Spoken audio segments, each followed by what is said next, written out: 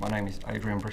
I'm a waste operations driver relief supervisor. Day to day I'm mainly out on the road in HGV dust carts, collecting people's domestic rubbish. I'm hoping to progress. At the moment I'm the relief supervisor, so hopefully that'll be a stepping stone for the next position when there's a full-time supervisor coming up.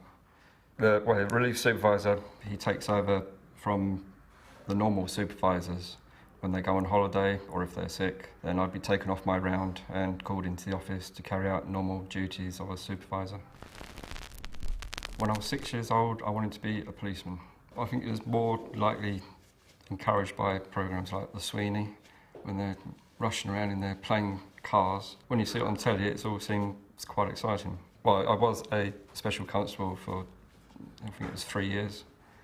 So I did actually do the policeman part, but it was on a voluntary basis. At school, I was very quiet, conscientious, just get on with the work, and that was basically, I wasn't very good at sports. That was one of my pet hates, actually. But then later on in life, I found out I had asthma, so in those days, it wasn't easily as picked up as what it is these days. So that could have been one of the factors why. When I left school, my intentions were to join the Royal Air Force, which I did apply for. I got through all the exams, but then I failed on the medical for being underweight. When the recruitment person, he said, if you had a jet taking off, you just get blown down the runway. So if you come back in a couple of years when you put some weight on, we can take you on. I was a bit disheartened because I passed all the exams and the only stumbling block was medical. I didn't foresee any future of trying to get in there because no matter how much I ate, I just couldn't put any weight on. Nowadays, it's the other way around.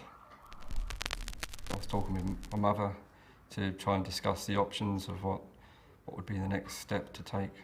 We then lined up an apprenticeship in car mechanics, which I passed and I got all my exams. And I was offered a position running a garage as a manager and doing MOTs there as well, which lasted 5 or 6 years. Then a land developer came along, offered the owner of the garage a nice price, which he couldn't turn down, so that was the end of that. Then I saw a job advertised for driving buses, which I went for, and they trained me up to get my PSV licence. I drove the modern double-deckers around London, just mainly the 85 route from Kingston to Putney. And that was, because I was doing all this driving, that was when I started putting on the weight.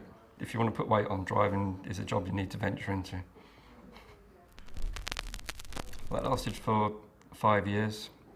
Then the company went into liquidation. At the time, I'd since split up with a previous partner, and I was with a new partner, and we'd been talking about the idea of moving up north.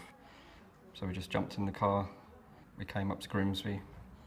There just so happened to be a cheap flat that we found at the time, and we just settled down because of that, really. We had no idea where we was going at all. No plans, didn't look on a map and stick a pin in. We just went north and that was it. But it did take time to find a job. I was unemployed for 1.5 years. Then I went to a job centre, and then I got a job with driving on the dust carts. I think the highlight of my life is I've got 7 children. They keep me busy at all times when I'm not at work. My oldest boy, he's hoping to follow my lead in car mechanics. The ones up in Grimsby, they haven't even thought about what they're going to do when they grow up yet. They're just too busy trying to make my life hell, I think.